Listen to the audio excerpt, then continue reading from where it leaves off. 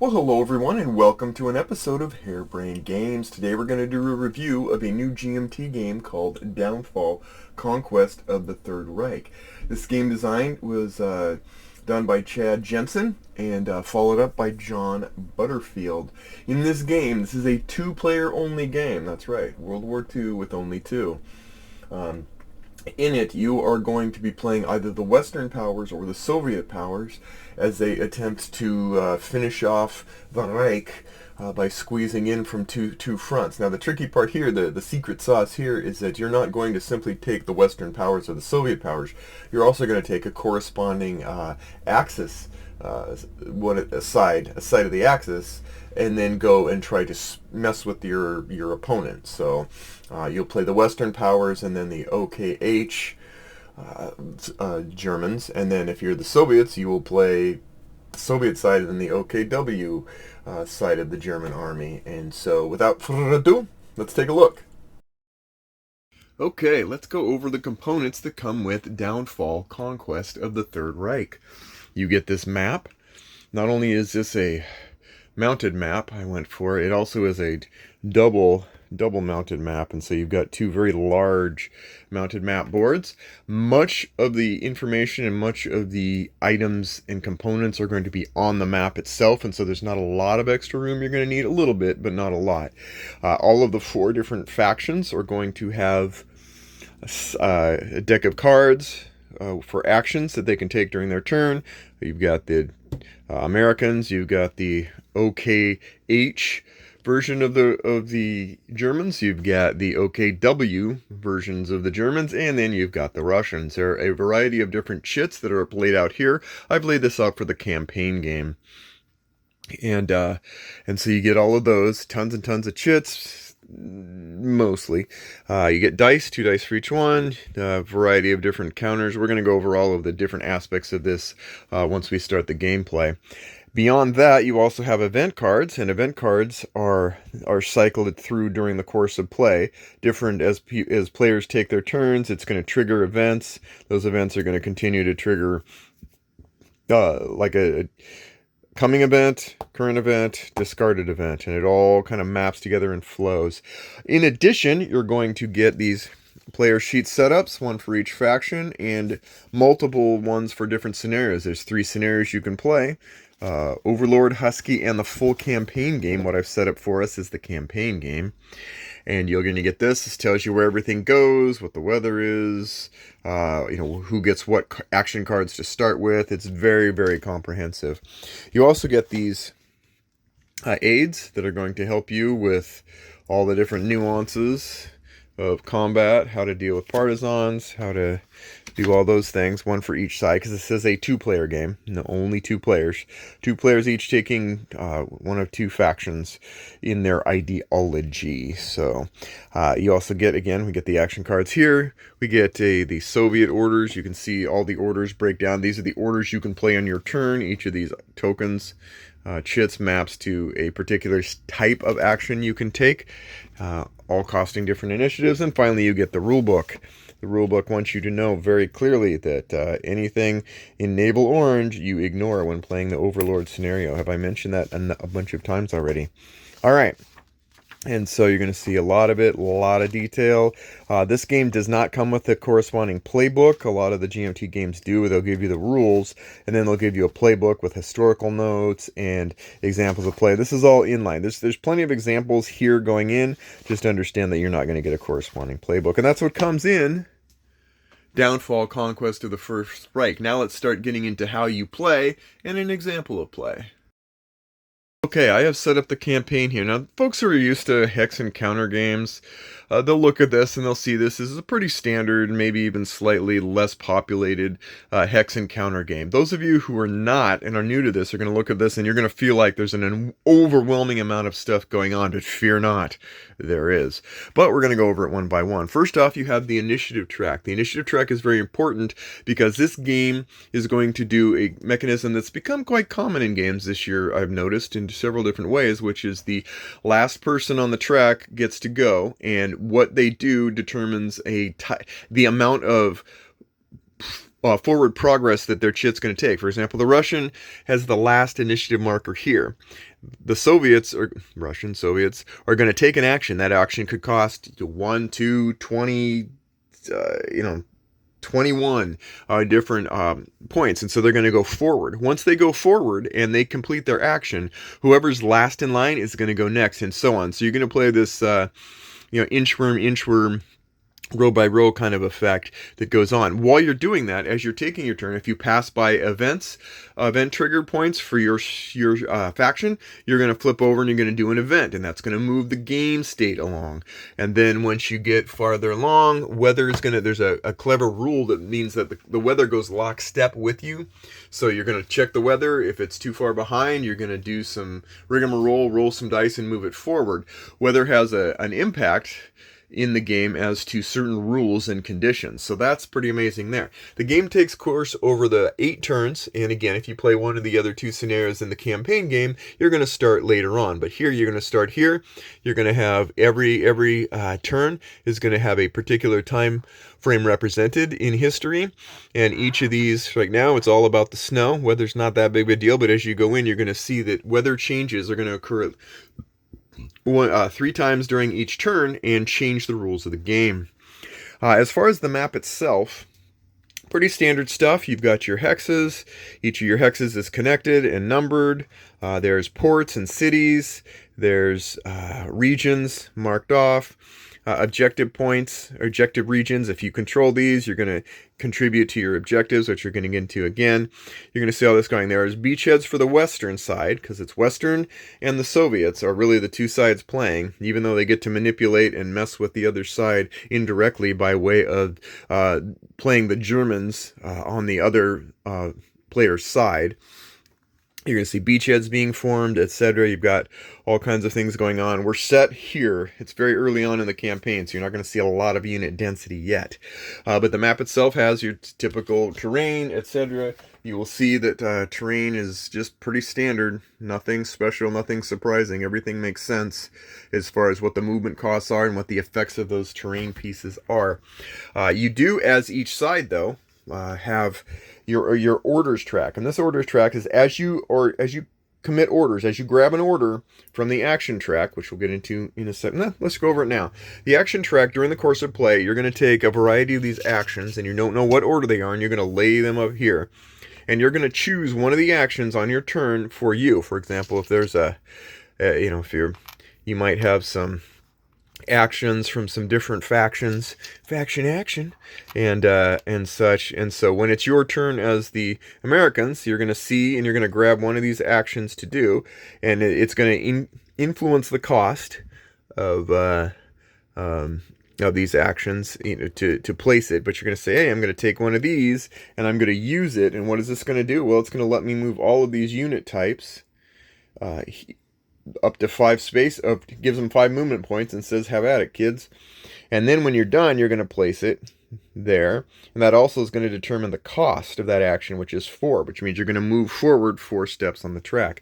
And that's how it's going to roll once we get started. So there's always going to be a variable action track.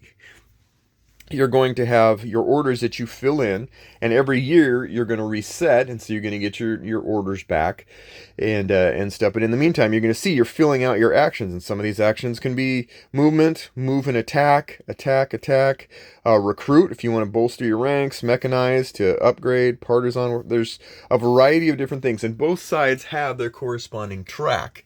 And so that's how it's going to go. Again, like the Germans are split between the OKH and the OKW side, with the the Western player taking on the OKH, and vice versa for the Russians. Also, each one you get a force pool, so you'll have little places here to put the forces that are going to be eminent to coming into play. You've got your weather. Right now it's snow. You can see the benefits right here listed for snow. Air superiority advantage, attacker detriment, your attacking army unit bonus, etc. And there are different rules about how you handle that. Then beyond that, we've got those tracks represented. What is unique for the Western side and not the Russian side, the Soviet side, is that you have abstractions in the form of these 3 tracks. And those 3 tracks are going to simulate strategic bombing, the Battle of the Atlantic, and Siege of Malta. These are things that are going to be abstractly handled, and they're going to have an influence on you as far as your progress in taking over your portion of Europe to get to Germany and complete the agreement of, or the goals of what you have. So you're going to see here that there's going to be different opportunities to beef up and change the course of things around it. For example, Siege of Malta, it's going to affect the fleet presence of your enemies and the bonuses and detriments therein. Battle of the Atlantic, same thing. Advantages, disadvantages. The strategic bombing is going to give you better air support, etc. All of those things play a part indirectly, and that is one other thing, is that you do have naval zones, but notice even though these have hexes, they're not, right now, they don't have the impact you might think they are. You don't have to worry about moving your fleets one by one by one. What you have is a fleet presence in that region. If you're moving your units point to point, or if you are reinforcing or checking supply, etc., you're going to use these are going to have a special rule set that's very, very minimalized compared to what you might expect in larger games where you really are simulating true fleets moving in unison. This represents an abstract presence instead. And again, we go back to the events. All of the events, because they're laid out face up, are going to determine how much air support you're allowed and where you can put it, and it's pretty freeform.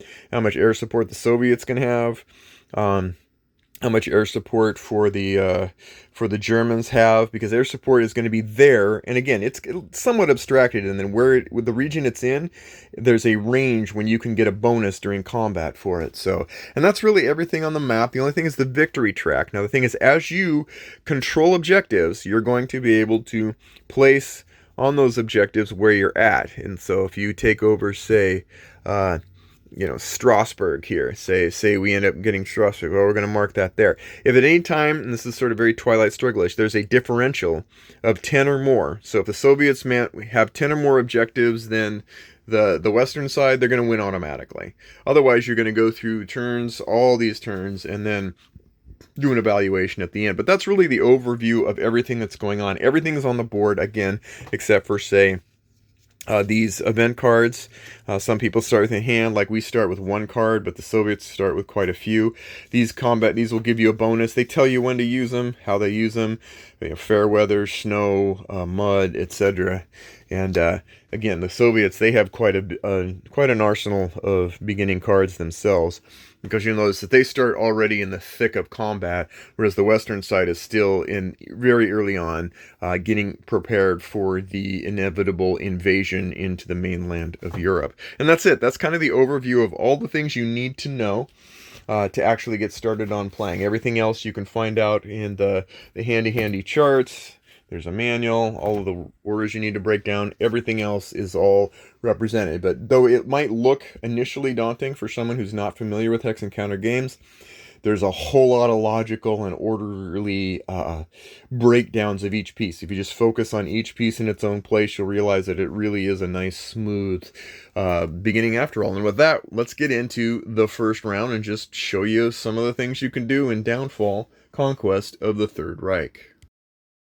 Okay, now let's talk about how you play Downfall, Conquest of the Third Reich. We're not going to do a widespread, full, deep, multi-hour playthrough, which this game deserves, and I hope to see more people doing playthroughs on the internet. There are some session reports and a couple information on the GMT website about this game. As of yet, there aren't any long, exhaustive breakdowns of how to play, but I can at least give you an overview of this game. How do you win Downfall, Conquest of the Third Reich? Well, you win by scoring, you can score the most victory points per se. That is okay. You can do that on the victory track. If either the Western or the Soviet side ever has 10 more objectives in their control than their opponent, they automatically win. There's also some events that can happen later in the game to the form of these cards over here. That will give you instant sudden death victory conditions.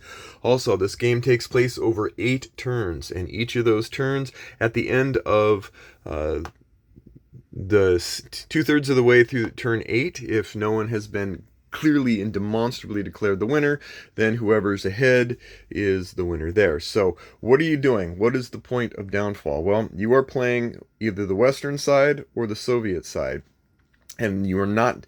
There are no access powers. That is interesting. This is a two-player game only. By that, you're going to play the Western side, and your goal is to achieve capturing objectives and going and making your way across over time to capture these objective points, all of which have a corresponding point on the track, so you can nicely keep track of...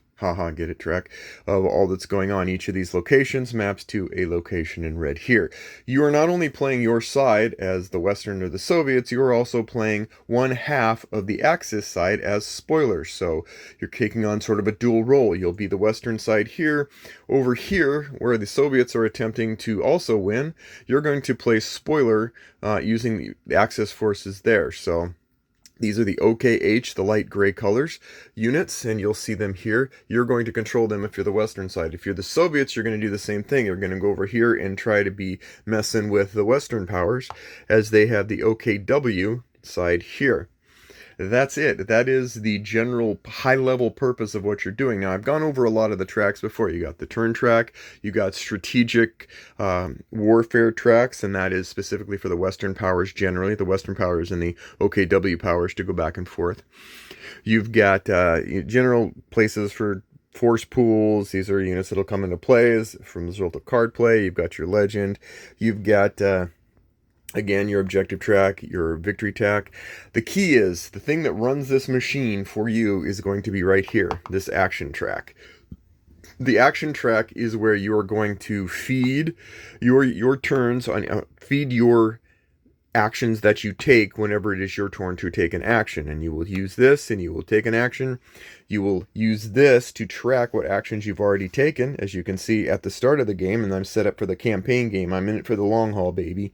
You got some of these are already taken care of and placed for you to set you up, and that is the idea. So this action track is the heart and engine that drives the action going on. That's for you, the player. For the game itself, there are game state, and a lot of things that you're normally used to having phases for in a game, say supply or global events or as the world turns, are all captured in these in this event kind of system. Think a little bit like coin, a little bit when you've got like, hey, here's an event and here's the next one up for bids. You've got your expiring events, you've got your current event, and then you've got the upcoming event.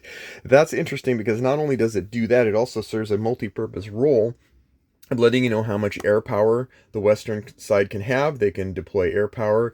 The Soviets have air power. They get a bonus in combat for wherever these are shown, and the Axis powers, when it's their turn, can actually do this. Plus, there are events here that are triggering and going off. So let's get into how you actually take a turn. No. But first, and weather. You need to know anything about the weather, and weather does have an effect on quite a few things, whether you like it or not. This is kind of a nice little way to go, hey, here's snow, mud, fair weather, all you friends, etc. But let's get into the most important thing, and that is the initiative track. As explained, the initiative track starts here, it wraps around and goes all the way to the end here. When when any of the player's units moves over here, and then actually when all four of the sides move over into this track again, and the weather moves over here, you immediately start the next turn. So you'd go from 1, 2, 3, and to expect some time to be taken here. This game is slated at 2 to 12 hours based on how many turns you're going to take. The campaign game could easily take 12 hours, especially if you're a slow thinker like me. So on your turn, you're going to look and go, hey, who's the farthest back? And I don't have this set up right. I apologize. I think I was messing around playing another game again. You'll see the four initiative markers and the weather track. I like these too, by the way. I just got these as a present. I thought that it was basically an optimization technique, so I could pick my nose in both nostrils at the same time, but it turns out you can actually use them to pick up chits. Very handy. All right, so here we go. So who's behind? Well, the Russians. So the Russians are going to get to go first, and that's the way they're going to do. They're going to leapfrog forward, and whoever's behind goes next. There's quite a few systems that have done that recently, where you have whoever's farthest back goes first. I just played First in Flight, Glenmore, etc. It's an interesting mechanism, one that I find I find it, yeah, I like it. I like what they're doing. I particularly like it for this game. So, what am I going to do? I'm the Russians. What are my options? Well, here we go. We look at this track and we go, well, it's the Russian side. So right now they're playing this, and so they get to decide. And again, it's backwards. I apologize. But here's the things that they can do, and over here you decide what you want to do. Now, as long as there's any of your faction side units here, you have to do something with them. You can't just like do nothing. If you have nobody there, if you're completely blank, you can do what's called a reseed action. It costs 3 initiative, and you just basically reset it. So that could be annoying to some of your enemies too. But in this case, we have the this, which we can take. You'll notice the track, it's numbered 1 to 10, and so basically you're moving up here going, do I really want this one, or do I want this one? The farther up the track you go, the more you skip the lower ones, the more initiative you're going to have to tack on. And expending initiative basically exhausts more of your opportunities as you go, because if you take an initiative action that takes 20, it costs 20, well, you're going to be 20 up over there. It might be a couple turns before your opponents catch up and you can go again. So it is an interesting game within a game system to decide whether that one action that you take that's going to cost a lot is worth your opponents getting 2, maybe even 3 actions in that same time frame. In this case, we're going to take this. Now, why? Why do we care?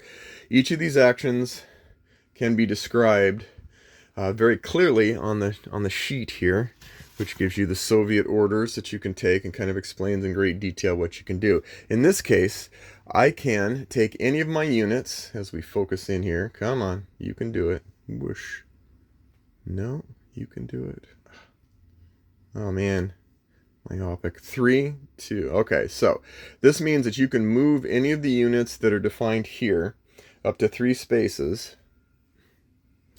Okay, that's really obnoxious. There we go. Let's do this. You can move up to 3 of this type of units, and these type of units are defined in a given legend, so you can kind of know pretty quickly what they are. I think we've got those defined here. Yeah, so you can see here that these match up. There's 2 main types, which is, or categories, which are infantry and armored, and then there are subtypes in there that can be affected. So in this case, motorized, and then any shock troops and any tanks. And so basically the leg units are going to miss out if I take this action, but that's okay. So we're going to take the action, we put it here, and it is going to cost us 10 initiative, and we didn't have to leapfrog any of our others, and so we basically take this 19 to 29. Also, we passed an event. We're going to flip that over. Okay. Then it's up to us to do what we do. Like, we took the action, let's do it. So then we look on the board and we find qualifying units, like this shock troop here is a qualifier, and this any tanks, no, it's looking pretty bleak. Initially on, it takes a while. I mean, this is a 12-hour game, so it takes a while before you start seeing some real beef ups and converting units and whatever. So say for this one, we can move it 3. And again, moving is as simple as looking up on the chart what the movement costs are. It's pretty basic. In different terrain costs a certain amount to enter. If you have rivers and such, then they add an additional cost to those. There are hex sides. The big thing are the rail hexes. Rail hexes pretty much are a get out of jail free card when it comes to being able to move in pretty much any weather as far as you want. So say, for example, we moved here. Just to be done, I wouldn't recommend it, but say we moved here. So say we moved all of our units, and then we get an opportunity to attack. We can make up to 2 attacks with those, and so we could here then attack here into this unit, into this location here, in an attempt to dislodge the 11th footman here. And we'll cover combat shortly, but that's the general idea of your actions. And so now you know we've moved. We've done what we didn't do a weather check yet, but the next time weather comes up, we would be kind of moving the weather forward based to keep it kind of in range of where your units are. The weather is predictable, but not completely deterministic. All right, so then an event happens, and so you would go through a situation here. You'd say like, oh, okay, well, this event goes away. This one moves over. You flip it over. You flip that one, and then you make some adjustments. Well, now we have a different sort of configuration for aircraft. Looks like we still get to keep our one aircraft. And then this becomes active, so Soviet reinforcements. All right, I get one armored unit. That's awesome. So now I'm happy about that. That's going to make me very happy. So I would move that in and make that happen. And then, of course, as long as this card is face up, the Soviet faction adds 1 to each of its rolls. So even for the next couple events, it's going to be able to have a bonus. So, and then actually we'll just do that and such. But the game keeps flowing along because of the fact that these happen and these event cards occur at their time. Then back over, and there we go. Well, who's next? Well, the Americans. And the Americans are going to do the same thing. They're going to move these up. They're going to take a random counter, and they're going to place it face up. Now, what's interesting about the Western side is that you'll notice that there really isn't a lot going on in the campaign at the start. There are some units, some Western units here. There we go, right there. And we've got some Western units around. But unlike the Russian side, the Soviet side, you have a lot of opportunity for non-map specific movement going on at the first couple turns, because you're going to need to beef up, and you can do that by using strategic markers. The back of many of these units have what's called strategic warfare. Strategic warfare is a beefing up of these 3 tracks. Strategic bombing gives your aircraft range, and the thing about aircraft is that you can place aircraft icons pretty much anywhere, and as long as they're not in an enemy's location, they can be pretty much on any land space, and they're going to give you a bonus in all the combat surrounding them. So it's a nice touch where it's very easy to handle the air support without being encumbered at all. And there's ways as you move up on the track to get veteran units, which are going to give you a bigger boost and break ties when you have multiple air units from you and your enemy both in the same range. So for example, this aircraft here has a range of 4, so 1, 2, 3, 4. So any combat that would occur here, for example, this would be able to add some support to the combat resolution phase. You also have tracks here for handling naval, and naval is also very simplified. In the naval section, you don't have to worry about hexes on naval right now. There's possibilities of expansions or prequels, etc. But right now, all that matters is these large regions are kind of just one contiguous section. Western Mediterranean here, same thing, Central, Eastern. You're not having to do any like movement of units here and there in block. Basically, their presence is enough to be able to allow you to do movements across the water, check supply across the water, intercept, and maybe even do some combat with units or crossing based on a variety of factors. So they have an influence, but again, like the air power, they're really, really, really distilled down into a few very basic but impacting rules. And so the Western side is going to look and they're going to pick something to do. Now they would love to do recruit, but they've already done recruit, so they can't do that. They also have this here in the planning box that you can set one unit aside, one action aside for later turns if you wish. Now their goal right now would be to start to beef up North Africa and try and get the German presence out of North Africa. That's really the big tangible thing on the map they can do, because they're trying to build up transport points. Strategic warfare is a big deal. Strategic warfare is simply a matter of saying, I'm going to use, let's just do that. You know what? We're going to take this action here. It's going to cost, and we're going to do strategic warfare, which is going to cost 8. Yeah, and then we roll 4, 5, 6, means I get to move up on a track. So I would move, say, this one here. And as I cross over boundaries, certain enemy fleets are going to be pulled back in and not be available for use. Whereas if the Soviets, when it's their turn to mess with the OKW side, move over here, then they could add more presence to the fleet and stuff. And so it's just a nice touch. So anyway, so that would be how you would handle that. And again, we're going to go. So now that we've moved, say, this one, I believe it was 8. So 28, didn't cross anything. And right now, yeah. So then now it's the Allies' turn, but it's not the Allies, the Axis turn, the OKH side. The OKH side, well, that's us. So we're going to try and take orders that are going to, and these are double-sided, so you can flip them over and do whatever. So for example, I'm going to do command failure. Well, that sounds cool. We'll do that. It costs 2. and it basically makes the other sorry, it makes the other side lose initiative. We'll just hand wave that one for now, but yeah, so that's just a simple action they can do. And again, this is how it flows. We're literally playing in the middle of the game right now, and especially in the early part. We're gonna go again. Maybe he'll do a move or something, and then when it's back to the Russians, they're like, "Oh, the weather's behind me," so I move it back up, and then I'm gonna roll 2 dice and move it that much farther. And but it can't ever go farther than the one in the lead. So it can never go past the initiative unit in the lead, but nonetheless. So then what if the weather changes to here? Well, then we stop and we do a, hey, what is the weather now? Well, the weather is, still snow. Turn 1 is pretty bleak, but it could change weather, and that weather will change combat. So let's get into an example of kind of what you do when it's time to actually fight. We've done movement, and movement, again, follows the very basic rules that most every other hex encounter game follows, with their SALT, which is, movement costs, movement plans, whatever. We do have the idea of the western side having beachheads, so as you do strategic moving, you're also going to increase your transport points over time. You can use an armor reserve, that's for later. That could be a clever usage, but over the course of hours, you might want to use that to bank up armored points for reinforcing, because some of the actions you can do can reinforce, and that means that if you have, say, units that are not at full strength yet, you could use the reinforce action if you can get a supply, and the supply is pretty simple, basic, straightforward. You have to get to a rail line, and that rail line has to have a clear sight line all the way to a resource source, or a supply source. Then you can just beef up resource points. You can bring units from the pending pool into play. Lots of great stuff. Combat, on the other hand, is really, really cool in that it's sort of like a 7-layer dip.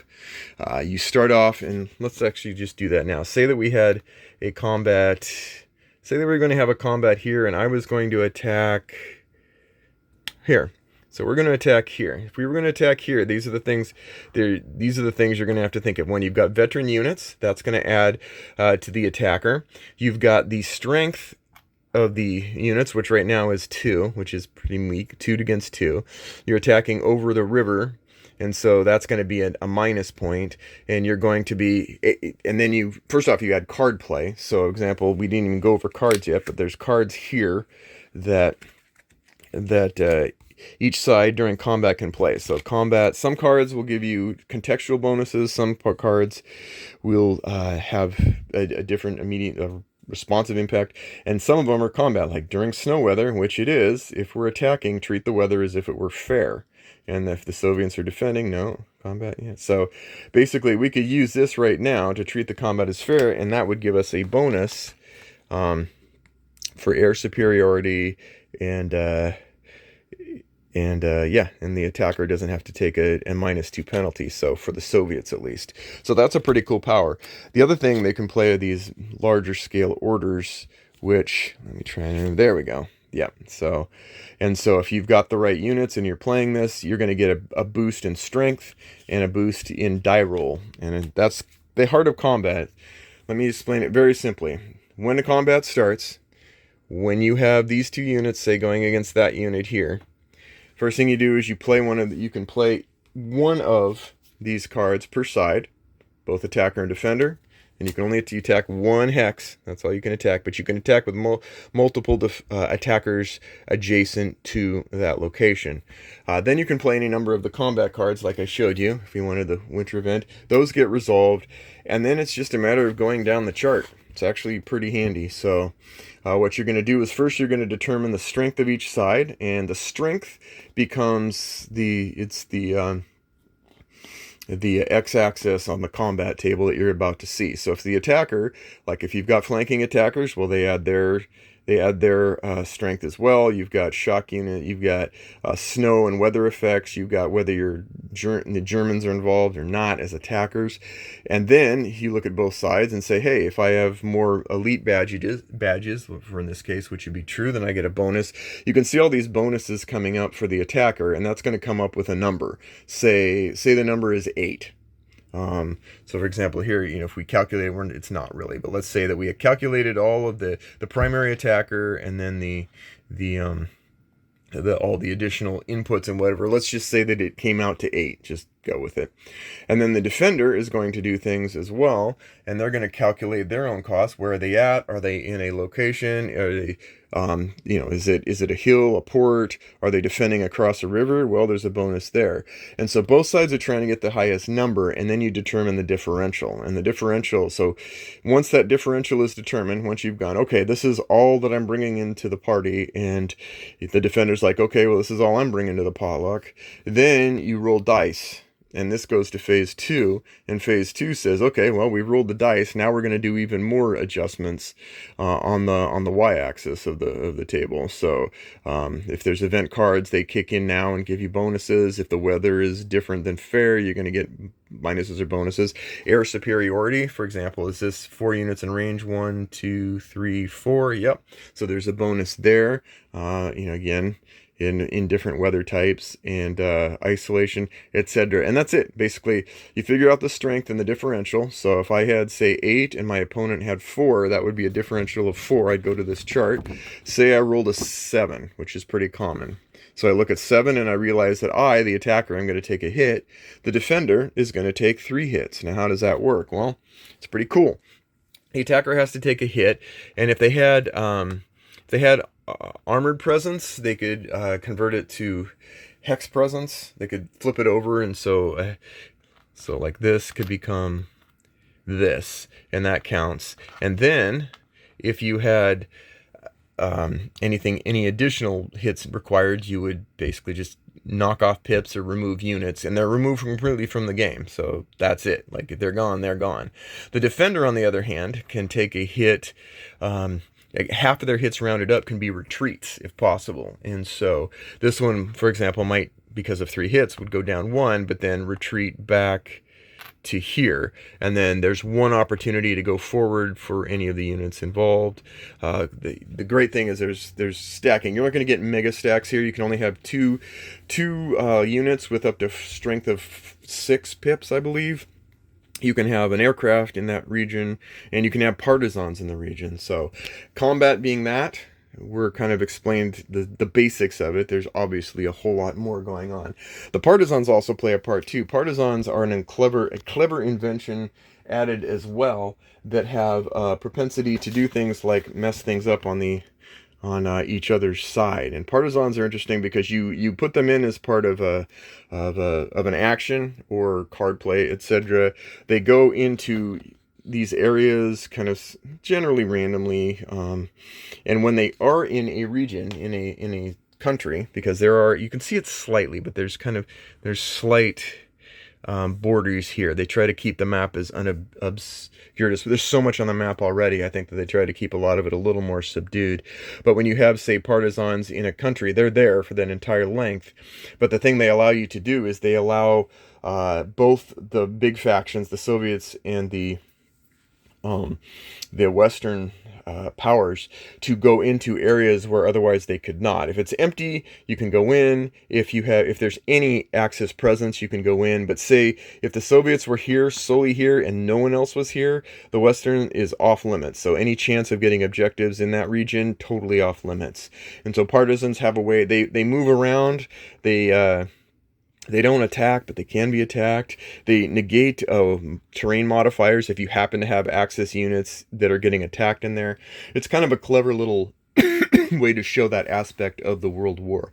And that's really it. That's kind of what's going on. You're going to play this game. You're going to take your actions. You're going to make your movements. Again, this is about 1/100% of the iceberg that is the geniusness of this game. But you're going to move on. You're going to change weather. You're going to get to the end. You'll switch to turn 2. Different units are scheduled to come in different turns, and so you'll see more units coming online or being able to be put in the area to be brought in for reinforcements as you all kind of close in the latter part of World War II and fight for, as the Western side, getting enough objectives on the west side. Particularly, like the Western side has an issue, of course, because the beaches are closed. Once you get enough transport points, Later in the game, you can remove these beach closed areas if you wanted to provide more opportunities for landings. But the landings are huge, and obviously the first couple turns are going to be, I think, from what I've seen in my plays, very important to kind of do some prep work. So it's interesting the asymmetry between the mindsets required to play the Soviets and the Western powers, and how they and the spoiler roles that they both play against each other as well. There's a lot to dive into here, but I hope this at least gives you an idea of all the things that you could be doing or will experience as you play Downfall, Conquest of the Third Reich. Now let's get into my final thoughts.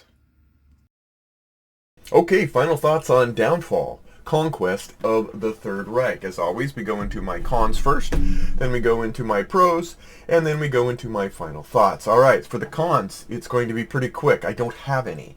I just don't. I personally found nothing that I didn't like about this game, which is going to make my pros kind of a spoiler alert, right?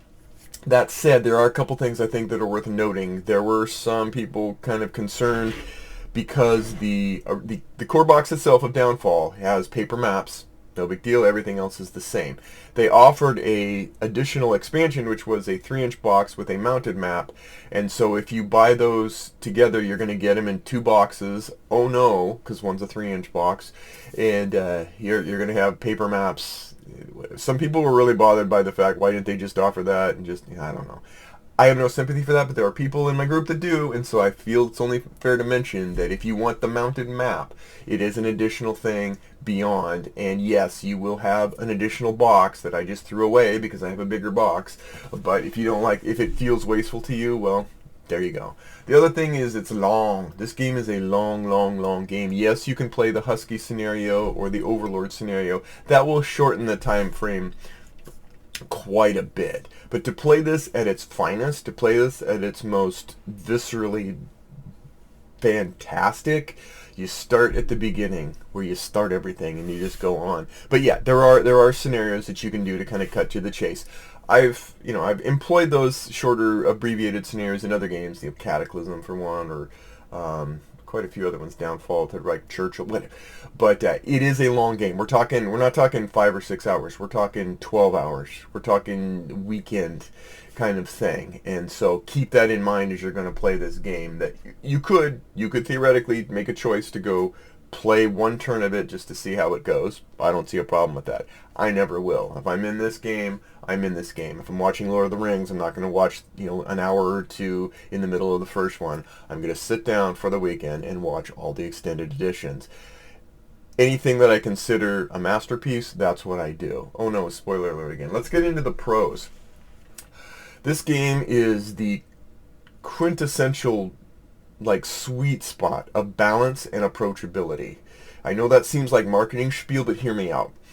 When you first survey this map and on the game board, it is epic. It is salivatingly juicy. You see the front lines. You see everything about World War II represented in the time thing. But what you're going to learn as you play it is it only deep dives for important things. Think Civilization game, the video game where it's like there's a million things you could do, but it really only kind of bubbles up the things that really matter, and then it takes care of the rest.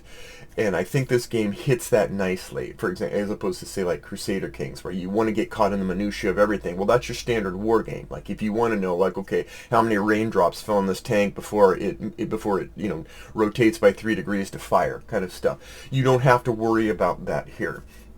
You stay, it's deep enough in places where it matters, and then it stays kind of shallow enough where, almost lighthearted, if that's even a term, in areas where the focus could get distracting. Away from the core purpose of this game. This dual ingenious I play you spoil role is, it's been done before. It's not the first time it's been done, but it's never been done as smoothly and cinematically delicious as this. For one thing, you're not doing your turn and then waiting for the other 3 cylinders to fire before you get to move the car forward. Like, you do this, but it's coming up. And there's other wonderful things too. Beyond that, the map itself, is a masterclass in information presentation. It's that mise en place thing where there's a place for everything and everything has its place and it's on the map. So that even if this game of this size isn't like overflowing like a stopped up gutter over the table with pieces and parts and components. The rulebook is a masterclass in rulebook writing. The only errors I've found so far were in my brain. And even those were quickly resolved by the active presence of GMT and friends on the forums. I just can't overstate the thoughtful aspects that are so typical of Chad's deep thinking and Butterfield's polishing.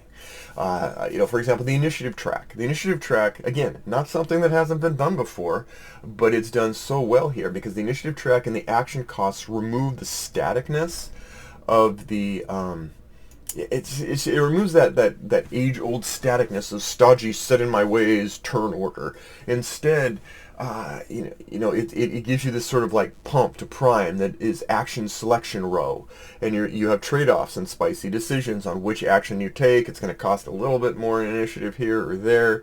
The decisions you have to make. Initiative is fuel here. Do you waste a bunch of turns do you waste a bunch of initiative to turn the corner on a particular strategy that costs a lot of initiative, or do you dribble away a few smaller cost actions to set the stage for a larger long-term plan? Supply is ingenious. I love that it's not a constant like school marm beating on you going, check your supply, check your supply. If you check your supply, 4 on the floor, XYZ. No, it's like supply is ingenious here because it's kind of like the fear of supply is worse than supply itself. What was that from? It was from an old movie. Like the fear of death is worse than death itself. But it's ever present. It's there. You have to worry about supply, but it's not it's not drudgerous. It's just tense. And so I definitely appreciate the way that they've handled the balance in that. The card play system, it removes a lot of things that would normally be their own discrete systems, like aircraft, naval, global game state changes.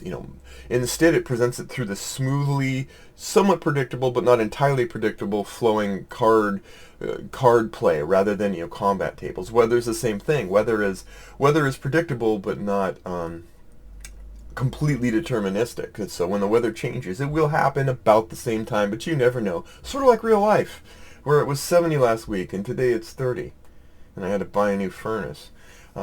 Again, the naval abstraction, it seemed odd at first. Like, I've got these hexes in this water, but they really don't matter. Maybe they will someday. There were hints of that. But it makes sense because this is about the war in Europe, not the war and Europe. This is really focusing on that particular armies closing in on Berlin kind of thing.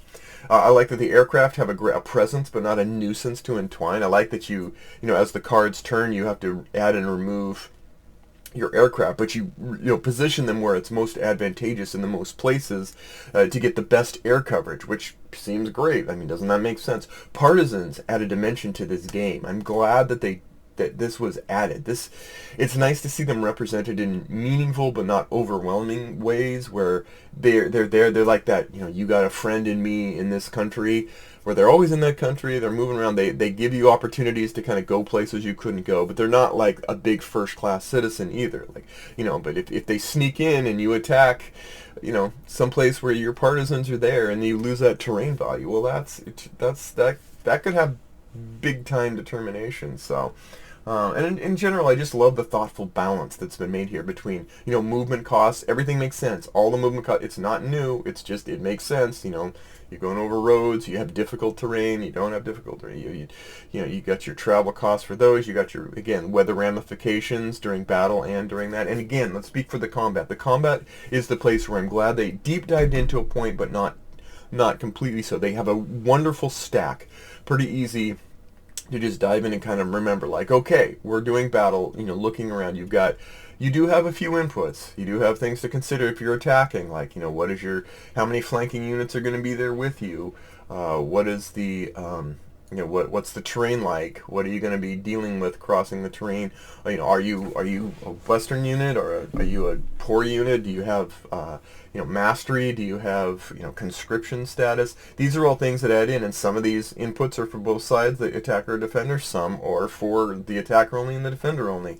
But each of these kind of goes, and then once you have it all stacked up, once you've figured out all of the inputs to get to this sort of discrete point, then you're like, well, before then, but still, you have your cards to play. The unknown. Like, hey, I can play this, and I can shift over my odds on the table to my advantage or disadvantage, whatever. And then you have the combat cards that just throw kind of funny things into the fray. To kind of change up things and provide an element of surprise. And then, of course, you got the die roll, so even the best laid plans can go awry, but you still feel like a mastery, license. What's the word? You feel like you have input and valuable choices to make for combat. When you go into combat, you have a lot of things to consider that you can pretty quickly determine what's going to be a good idea and not a good idea.